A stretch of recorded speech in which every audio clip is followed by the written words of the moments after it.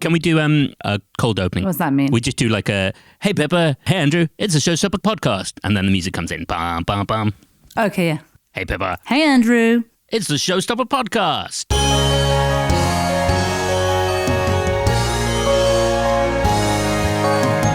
That's right, it's our monthly catch-up with amazing people from the world of musical theatre, comedy and improv. Yes, it's probably, I don't know if you're going to say it, Andrew, but I'm going to say it. It's probably the best podcast in the world. It was just on the tip of my tongue to say. You took the words right out of my mouth. But it has been a bit of a sad time for musical theatre right now, hasn't it? Yeah, that is right. If you are a musical theatre fan, you know the news already. Stephen Sondheim, the titan of musical theatre, passed away at the age of 91, and that sucks. That's kind of all you can say, really, isn't it? It's sort of, he's like the Queen and David Attenborough. You just don't think they're ever not going to be there. Yeah, absolutely. Very sad. It's also, he had quite a good innings. 91, EGOT winner, transformed his chosen field. Oh, he had a great life. You know, if any of us could replicate that life in any way, we'd be pretty happy. Yeah, any bit of it. Just the beard, to be honest. Yeah. But when was the first time you ever heard Sondheim? Interesting question. I'm sure I heard Sondheim before I knew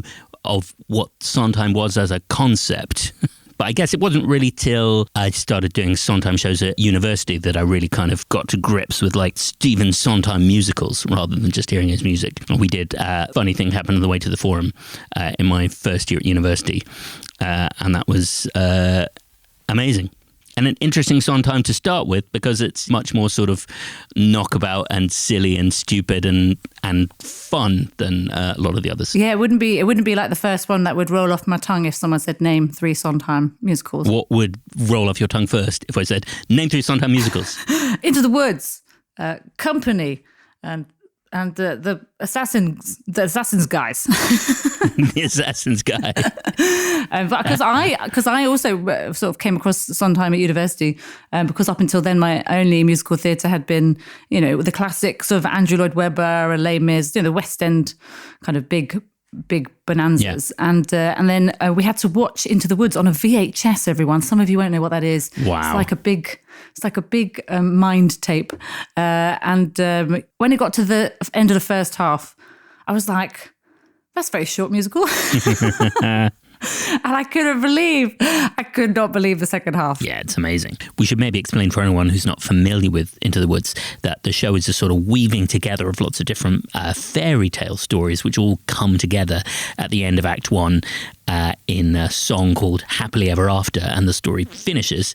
And then the second half is what happens after Happily Ever After, and it really like gets into the emotional core and all of the complexities and the nuance of all these characters that we've been introduced to in the first half. Yeah, it's incredible. It blew my 19-year-old mind.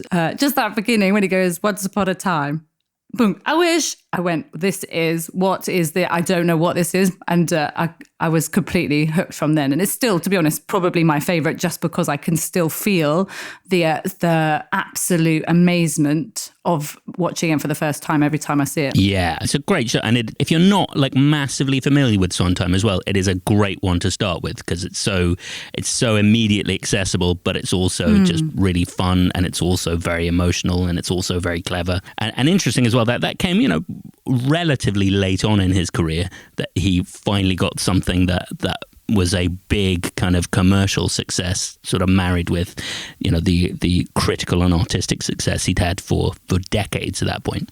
And to be fair, for Showstopper, it is one of our most favourite genres to improvise in. Absolutely. And why do you think that is? I think because it's probably the most complex, yeah, and also the most varied. So you can really find different ways into the genre. Yeah. There's some genres where there's definitely very clear tropes that you have to hit. Whereas with Sondheim, it's so wide, yeah, and that you really have to just embrace the essence of Sondheim and see where it takes you. Absolutely, yeah. I think there is such freedom in it. Sondheim in his 2 lyric books, Finishing the Hat and Look, I Made a Hat, has 3 golden rules that I think are so useful to us, one of which is content dictates form. The dramatic situation, what's happening on stage, that shapes the music and that shapes the structure of the song and everything. I think that's so useful to us because it just means we can be present in the moment with what's happening and then allow the song and the shape of the song to come out of that rather than having to stick to any kind of idea of what the song should be in advance. He also talks about the devil is in the details. And there's a third golden rule that I can't remember right now. No, I'm just trying to remember it myself. But I mean, out of 3 ain't bad. Didn't Meatloaf say that? Exactly. Meatloaf and Sondheim very much artistic bedfellows. Well, we're really sad about Sondheim, but we're really grateful that we got him. Absolutely. Thank you for the music and the words, Mr. Sondheim. But it's not all sad in the world of musical theatre. One reason to be happy is this month's amazing guest, Alexia Khadime. That's right. The amazing Alexia Khadime, currently starring in The Prince of Egypt at the Dominion Theatre in the West End. She is amazing. She's been in Book of Mormon, Les Mis, Wicked, and as you say, right now, Prince of Egypt. Yes, we've got Duncan Walsh-Atkins on the keys because, of course, as usual, we will be making up a song with Alexia at the end. And as usual, she was a bit nervous about that prospect, and as usual, she smashed it out the park. They almost exclusively come in very nervous, and then at the end of it go, oh, that was actually quite fun. You guys are not nearly as talented as I thought. I'd just like to stress that they don't say that out loud. But you can see it in their eyes, Pippa. You can see it. Why don't we have a listen to the conversation we had at the Museum of Comedy back in October with Duncan Walsh-Atkins on keys with the amazing Alexia Khadime.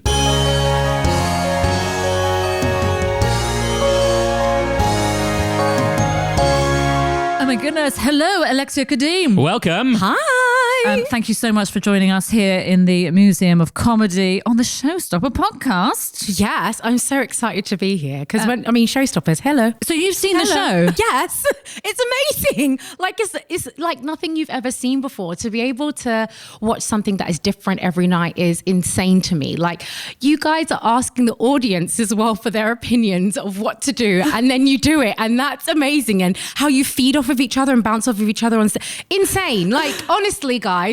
If you haven't seen it, go and see it, honestly. What I love is that you clearly read the brief of the podcast, which is just come and compliment us for 40 minutes and then you're going to leave. That's so great that you've seen it, because not all of our guests have had a chance to see it, and it's not always possible, is it? I thought you were about to say, and it's not always positive. Sometimes they hate it. No, some people really get angry. Yeah. But yeah, so it's so nice that you've actually seen it. I was lucky enough to see it. I think at the time maybe you were doing like a Thursday matinee and I had a Wednesday matinee. Okay. So that's how I was able to like see it. But a lot of shows have now moved to the Thursday matinee. Yes. Indeed. So that's... Do you have strong opinions about Wednesday versus Thursday? This is a great conversation to have, because I'm interested in the opinion on matinees, because also some people have the Sunday matinees, don't they? Darling, have you seen Frozen's schedule? No, I haven't seen it, but you must tell us. Shows. Is it a lot? Is it more than 8? It's 8, but it's a single on a Wednesday, a double on a Thursday, a single on a Friday, a double on a Saturday, and a double on a Sunday. Wow. How do you do it? I mean, the thing is, those songs are really easy to sing, so it's probably fine. Yeah. Breeze in the park, you know what I mean? Wow. Yeah, but it's the Broadway schedule of having a dark Monday, not a dark Sunday. Yes. Well, Lion King always had that. Yeah. I've done Lion King, so I kind of got used to doing like the Sunday show, but now I haven't done Sunday show in like years. It's like, what do you mean Sunday's taken away? Yeah. Well, Prince of Egypt, we don't have a Sunday show. You don't? We don't. Is that why you took the part?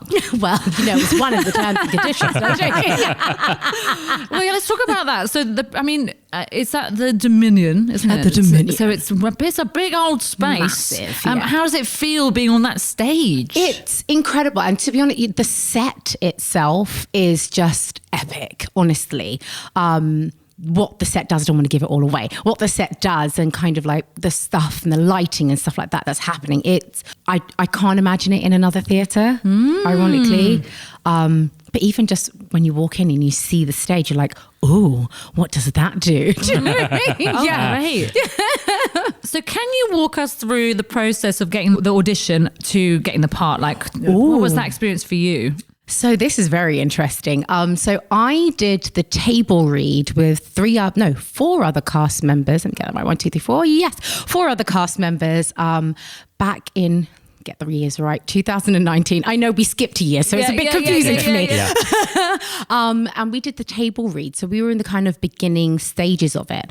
Probably for the first time in my career, I didn't have to audition for this role. Hello. I know. So there's a couple of us who did the table read who ended up not having to audition. So maybe the table read ended up being our audition, So that was kind of my process kind of going into it. Now, I was quite shocked. I was like, but they haven't seen me. That was what I said to my agent. They're like, yeah, they'd like to offer you the part. I said, but I didn't audition, lover. It's just so funny, isn't it, that we associate audition completely with awkward standing in a room, rather than that's a much better audition is to have someone at a table for a day or week or whatever it is. Exactly. And then after that, we then did a workshop in the August of 2019. I have to keep on saying the years to make sure I'm up to date. And we kind of also did the launch of Prince of Egypt. So by that point, we had our cast and everything like that. And then later on in the year, we then had... rehearsals, and that's when we started. And through the rehearsals and everything, we had obviously Stephen Schwartz there, and his son was the director, Scott Schwartz. Amazing choreographer, Sean Cheeseman. I cannot enough Great name. praise him. I know, amazing name, right? But like honestly, the choreography is insane in the show. It really is. It's nothing like I've seen on the West End stage. I mean, like it's phenomenal.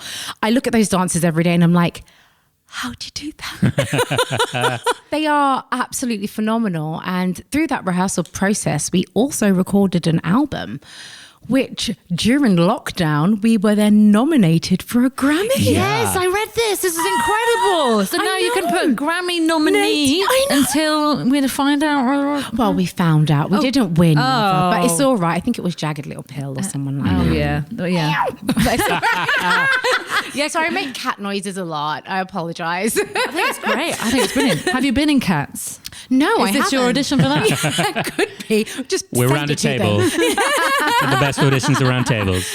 But that's so exciting to be able to say you're a Grammy nominee. I know, insane. That. Never thought I would see that. And it really was like, we all didn't know. We were like, what's happening? Is this real? Kind of, So and our WhatsApp group was going off, look guys, we've been nominated. It really awesome. warms my heart to hear that every cast has a WhatsApp group. Yes. Because we have the Showstopper WhatsApp group, which is just mostly cat pictures. A lot of us have cats. I love that you love cats. Yes. We've had to split into two WhatsApp groups. So we've got the chat group, and then we've got the official pronouncements group. Yeah. So that one doesn't get flooded with cats. So cats, Yeah, because we were getting our producer, Susanna Rosenthal, she would be sending like, I really need your lateral flow test, or I really need this piece of very important information. And then someone would be like, has anyone seen this picture of my cat? I discovered a cat cafe, which, I told you I'm obsessed. Hello. I'm really interested in this. I'm really excited about. It's called Whiskers and Cream. Oh, great name. Literally, you sit down, you have coffee,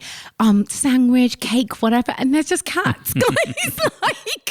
So the bit I can't cope with is the idea that you've got cat hair in all the cake. This is true. This is the bit I can't cope with because my cat's really long hair, and I'm starting to find hair everywhere. It's like, we're never going to be able to invite people around for dinner ever again because it's just hair everywhere. So in a cafe, that's one cat.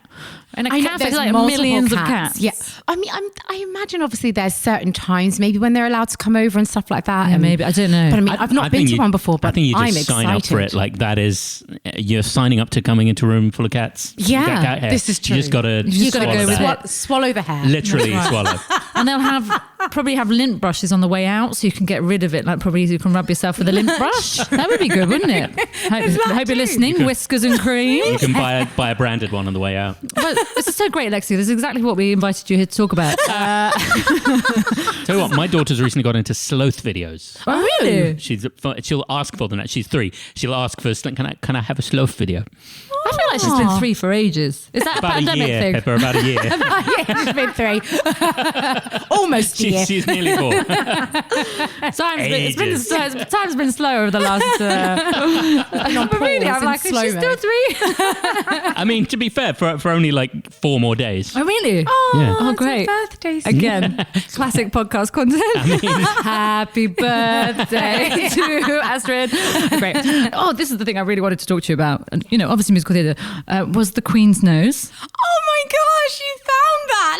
Because when I was a kid, I thought that was the best show ever in the world. Such good fun. Just checking I'm thinking about the right show, because obviously I'm just going to tell you we got everything from Wikipedia, so some of it may be imagined. It could be imagined. It could be imagined. I mean, I was younger at one point on Wikipedia, so I mean, I was going to just take that, you know. Yeah. I don't know who updates it.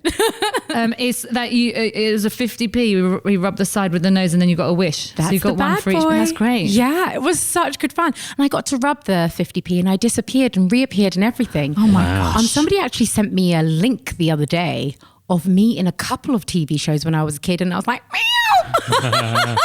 Wow. Which was insane. One of them was Queen's Nose. Yeah, that's amazing. That's so amazing. So did you go to a sort of young people's musical theatre school? Or? So yeah, when I was younger, I used to literally just do like drama classes after school separately somewhere else. Because I was crazy as a kid, I guess, like always putting on like shows and stuff for my parents and like my parents' friends and things like that. And I'd be like, right, so we're now going to put on a show and you have to pay entry. I was very much so that kid. Yes. Do you know what I mean? So like my mum, I think, kind of wanted to inject, like kind of like, I guess, stimulate my interests. So I used to do like drama class and stuff after school, probably till I was about 13, 14. That's kind of how I got into it, because this same lady had an agency. And so I would go up for auditions and things, but it was never anything really serious in my mind. Yeah. I didn't think of it as anything else apart from like just like fun. And I guess when you're younger, it's great that it kind of remained that in my mind, as opposed to kind of it being anything crazily too serious. I think I didn't realize like I would be in like musical theatre, entertainment, that kind of thing until much later down the line. I think it was actually after I did Elphaba, where I was like, oh, okay, so this is my career. After Elphaba. That is bonkers. Isn't that bizarre? That is amazing. So, well, let's talk about that. Because that is such a massive role to then be like, I think I'm taking this seriously. So that's incredible. And you were the first black person to be Elphaba. Yeah, full time. Yeah, that's amazing. I'm still the only one who's done it worldwide. And what's it like to be the lead in such a big entity? It's something like Wicked. We had Louise Dearman was on last week and talking about she talked about the Elphaba sisterhood, and also just the responsibility on you as Elphaba. Absolutely. Going in, obviously got the call, and to be honest, my call was more so like, are you being serious? Have they made a mistake? That's more the way the conversation went with my agent when they told me I got the role. And it's the excitement, but at the same time, the slight worry, because you want to do good service to the character, and it's also the slow realization of how big this show is, and also how much people love the show. And for me, I also felt an extra weight as a black female walking into that role, because I felt like a responsibility for whoever else is going to be coming after me. Do you know what I mean? To be able to lay the platform, to say, look, we can do it too. There is a somewhat weight there, but at the same time, I was in an incredible company. I had Diane Pilkington, Oliver Tomset, all of those good ones, you know, Andy Mace, Harriet Thorpe. I mean, the list goes on. Honestly, I had such a phenomenal company, and the backstage crew and everyone were just so loving. Do you know what I mean? Yeah. So they made those moments really special for me, and I love her to bits. I mean, end of the year last year, we did like a little concert thing, and we had to sing For Good, and it was the first time I'd sung For Good again with Di since we left. Oh wow. And I was like, I can't look at you, I'm gonna cry, because our last show we were literally in bits like that. But yeah, I was like, I just couldn't even like sing it with her without crying. Oh, that's beautiful. See, cat noise, sorry. And that's what everyone wants, isn't it, from a cast? You know, some people are unlucky, and you put in a show and you don't get that glue. Showstopper, we've been in it for 15 years. We're still hoping for that glue to come. Never going to happen. But keep your distance. Oh my God, so much rage in our company.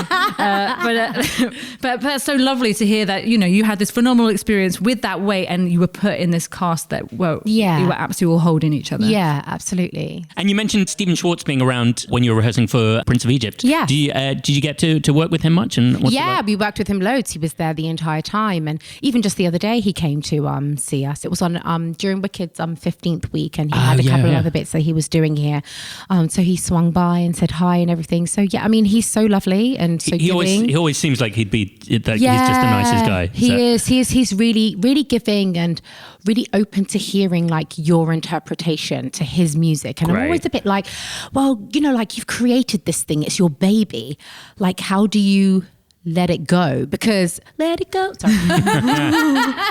Do you know what I mean? And give it, but that's the beauty of it, that he does and allows everyone to find their own thing with it. Obviously there's parameters, but you know, like he still allows you to make the words make sense to you so that you're able to convey it to an audience. And that's so refreshing for something which is like a global industry. It's amazing that there's still that flexibility within it. Absolutely. He's incredible, really, really incredible, and just really nice, normal, down-to-earth guy. So you can be like, oh, Stephen, so what do you think about this? Do you know what I mean? And he'd be like totally open for the conversation. So wow. Yeah. Hey, Steve. No, I'm joking. Stevie, WhatsApping baby. him. Is he in your WhatsApp group?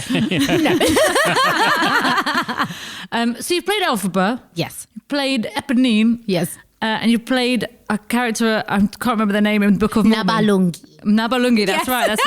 So I feel, for me, that's kind of the stretch of West End musical theatre, as in from high comedy and high drama. And I feel like Wicked's in the middle. It's got a bit of both. It's got a bit of both. So how does it feel like approaching that? What's the difference in the company, etc.? It's so funny because like when I think Book of Mormon, I was like, I'm not funny. I don't know how I'm getting this role, but like, I'm not funny, but I'm going to try. But to me, the writing did it. It did it all by himself. I mean, I have to say, having seen you in Book of Mormon, you are very funny. Oh, you were thank you. I'm funny, guys. But, you know, like it is very different. But at the same time, you do approach it still in the same way. And that's with honesty. Yeah. And that's what was very interesting for me, especially when it came to like the comedy. It's like, don't try and play for laughs. If you're actually just true to the script, it does it itself. And that was the beauty of the Book of Mormon, to just be honest. And I was like, oh, okay, it's working. Yeah. Don't try and be funny, Lex. Yeah. When we teach improv, that's basically what we have to teach people. We're like, the funny will happen, I promise. Yeah. You need to be connected and in it, and then the funny will come. Yeah. It's nerve-wracking because you obviously want to live up to the hype of like the show and everything. And I was in the original company, so, you know, it was like, oh gosh, we want it to work and what's not. But I mean, the response after we did our first dress run, I'd never experienced anything like it. It was like the roof was going to come off. Like, the reaction was insane. Wow. Honestly. Yeah. And I think that's one of the strengths of the Book of Mormon as well, that it's like the gags are so kind of out there and so like stupid a lot of the time. And everything. The script is constructed so delicately. They put the work in to give every character an arc and to give stuff that you can add depth to. And then there's space to be just stupid. Stupid, exactly. You know, and then like something that is just a little bit more like serious, like my character now, she is known as the crazy one in the village, but she's not crazy. Actually, she's the one who's had that insight. The seer. And the seer, exactly. Yeah. You're with me. You know, she really is. And so it's playing, you know, whereas everything else is sometimes a little bit lighter, she all of a sudden brings the almost like reality. That's where the piece like turns, where she's telling him, you know, you are actually, you know, a Hebrew and you are my brother. That is the turning point for Moses, and how important that scene is. Otherwise, if it washes over. But again, playing in truth. It's the only way to do it. You've got to kind of like commit and play the truth. Yeah. Yeah. Yeah. We could all do some cat noises. I want a cat noise from you, Andrew. Yes, meow. Kitty. Kitty. Oh, kitty. So how long was Prince of Egypt open before that fateful day when all the theatres closed? So I think, I'm trying to remember back. So we closed on the 16th of March. We previewed from the, let's get this right, I think from the 5th of February, and then we opened on the 25th of February. I could be making this up, guys. So we had about a week. And then we closed. Because we watched the whole lead up to it, like obviously watching the news, and it was like, look what's happening in Italy, look what's happening in other places in Europe. Like, it's only a matter of time. So we were like kind of waiting for it to happen. And obviously Broadway happened before us as well. And it was after we did a vocal warm up that our producers then came and said, we have to close. And it's been really tough for theatre because, there hasn't been any help from the government and we've kind of been left to sort of like get on with it. And, like as much as like obviously theatre's back now and, like it's fantastic, there's still a lot of like protocols and things like that are in place. And, like we're still kind of like trying to get our audiences in so people come and see shows. Like we really are trying to get like our audiences in because we don't really have that full tourism yet, which does affect theatre. Yeah, and especially big houses like the Dominion doing like big shows like Prince of Egypt. It's hard, like I think the Dominion's over 2,000 people. It's tough. And, a lot of shows have moved to the Sunday show as well, which is great for like families and things like that. But, like it's like schedules have been shifted, I think, to try and accommodate this season, as it were. We're back, but we're getting there. Where we're building towards it being back to its true glory. Yeah, as well. It's amazing how many people, even you might sell the tickets and then people don't show up. For whatever reason, maybe they're still anxious about coming in.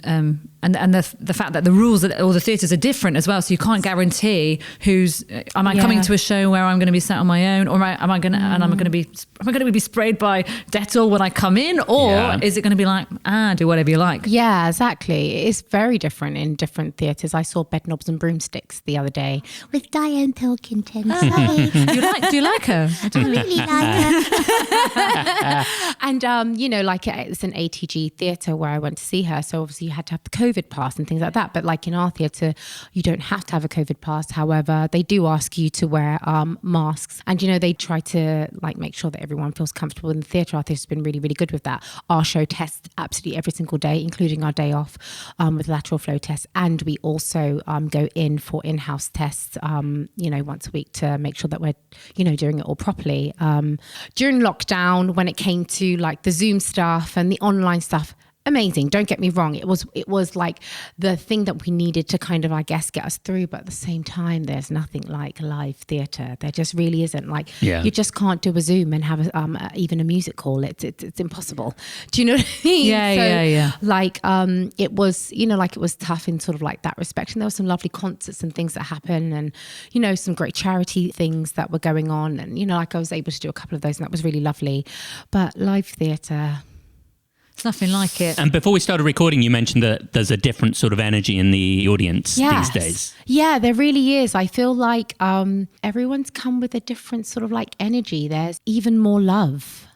It's like we missed it, but we can feel our audiences missed it. And it's really special. It just really is. Like I can't quite describe how different it feels. Like March 2020 versus, like October 21. Yeah. What those it just feels different. Like there's so much love and everyone wants to be there. And even the applause in between, like for like the end of numbers, and it's electric. Yeah, it's amazing. We had a really sort of strange period when we were allowed to be back in the theatres, but because of course we have suggestions, the audience give us suggestions, so they weren't allowed to shout out, so they had to text. And I don't know if you felt this, Andrew, but I really could feel the audience being like, oh my God, so trying to put all that energy in while they're texting on their phone, like, oh my God, I want to shout so bad. I want to get in there first as well, right? Yeah, 100%. So it was so funny. Then the minute we were allowed to get the audience back shouting, was just amazing. So even for us, was just like, it's such a different thing because you can't feel a text, whereas you can feel when the audience are like, IKEA. We're like, I've longed for you to say I'm sorry every time I complain that you say IKEA. I'm glad. Never complain again. Oh my gosh, it's just different, isn't it? It's like they've missed it, we've missed them, and it's honestly a blessing to be back on stage and doing something that you love. Have you noticed how many shows have in their sort of turn off your mobiles announcement start with like, ladies and gentlemen, theatre is back? Yeah. It really is. And it's like just so long awaited because we had so many stop starts, didn't we? Towards the latter part of last year, Les Mis came back with a concert sort of version, didn't they? And stuff like that. And then it was like, like stop again. So it's been a real like emotional roller coaster for us, because also we'd look at other shows and it's our hope. Also, if we weren't in that show, it was like, we're coming back.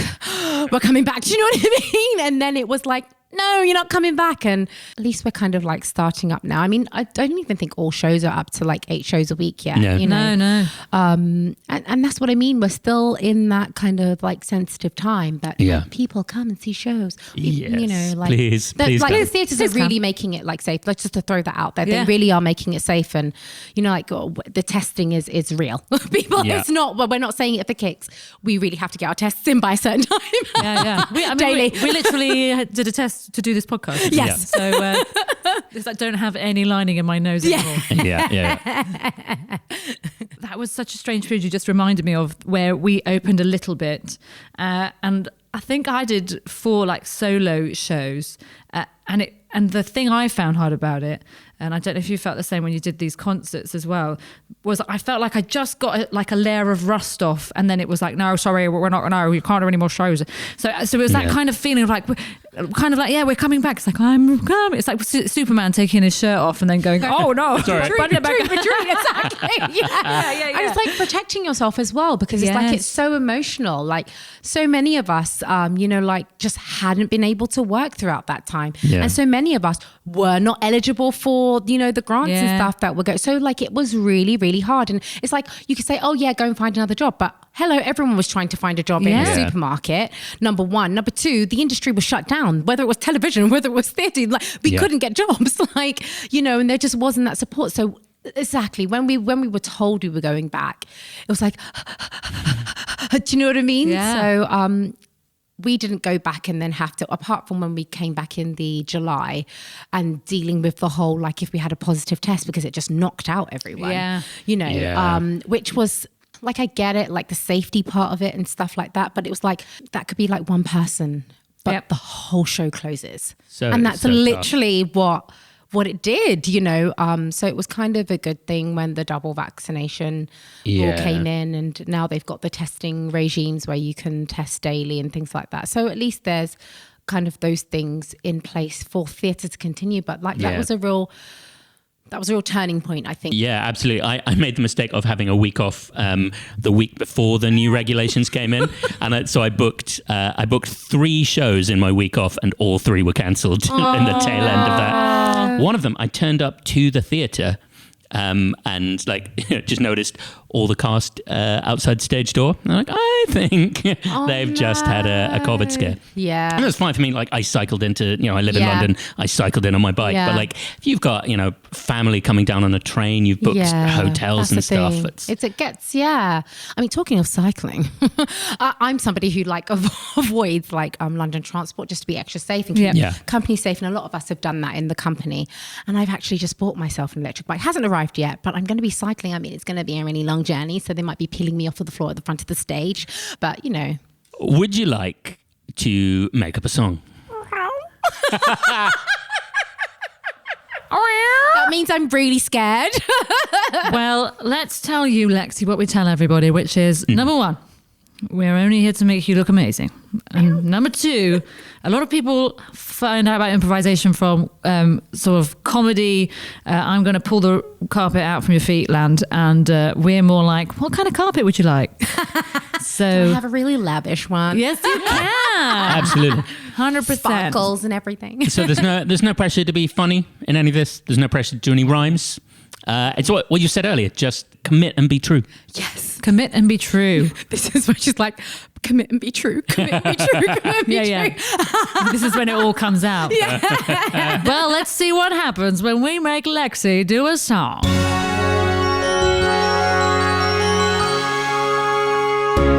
Let's make this two best friends at the knitting club. Oh yeah, great. An inspiring epic song. Oh my God, your cardigan is beautiful.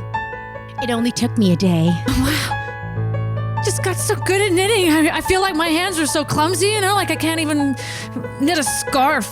My mother taught me. Your mom? My God, I wish I had a mom like your mom. She's pretty awesome. If I had a mom like your mom, I feel I would maybe be someone else than me. If I had a mom like your mom, maybe I'd have a chance.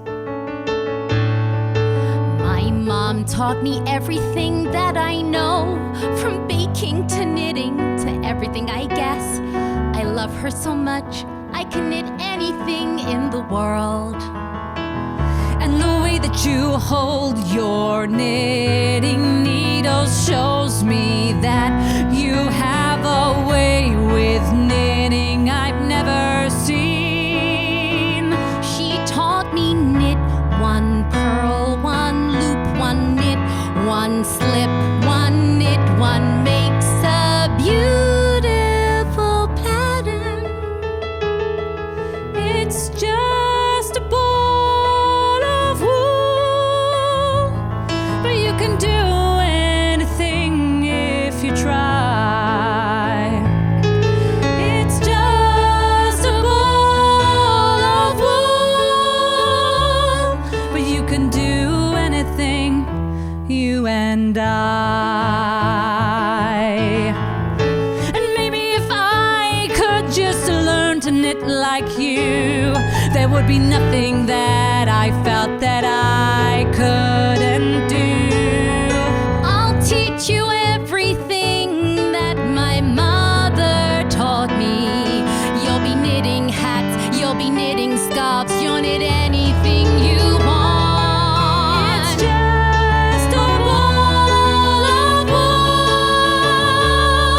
You can do anything if you try. It's just a ball of wool. You can do anything. Anything, You can do anything. most anything. You can do anything if you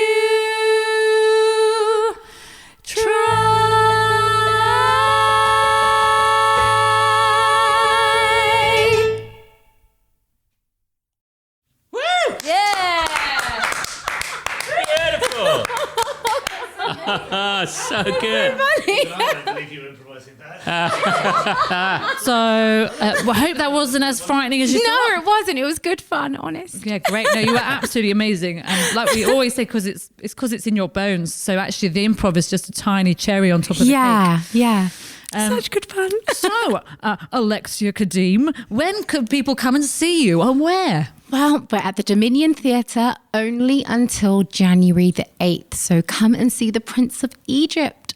Great. And if they want to follow you on social media or something, I'm on Instagram, Alexia Khadime, and I'm on Twitter, Alexia Khadime. Really easy. Just my name, really.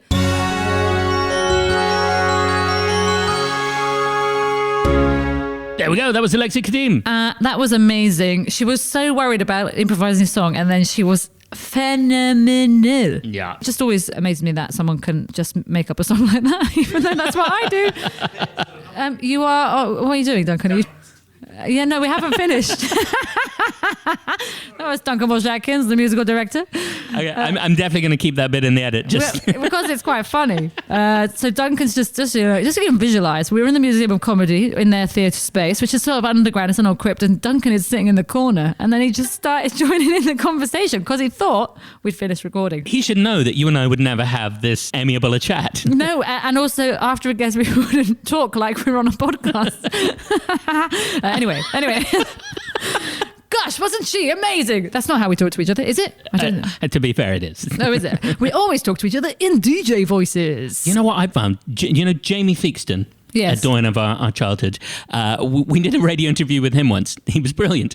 But afterwards, he spoke to us, and he does do radio voice all the time. He said, "Thank you for coming on the show. That was brilliant." Yeah. If you speak to someone who does a lot of voiceovers, you'll actually see that they use their mouth way more than anybody else. Anyway, people should carry on seeing our shows and look at all of our social media accounts. When is the next one, though, Andrew? Well, that's a very good question, Pippa. We have another show at the Lyric Theatre on the 6th of December.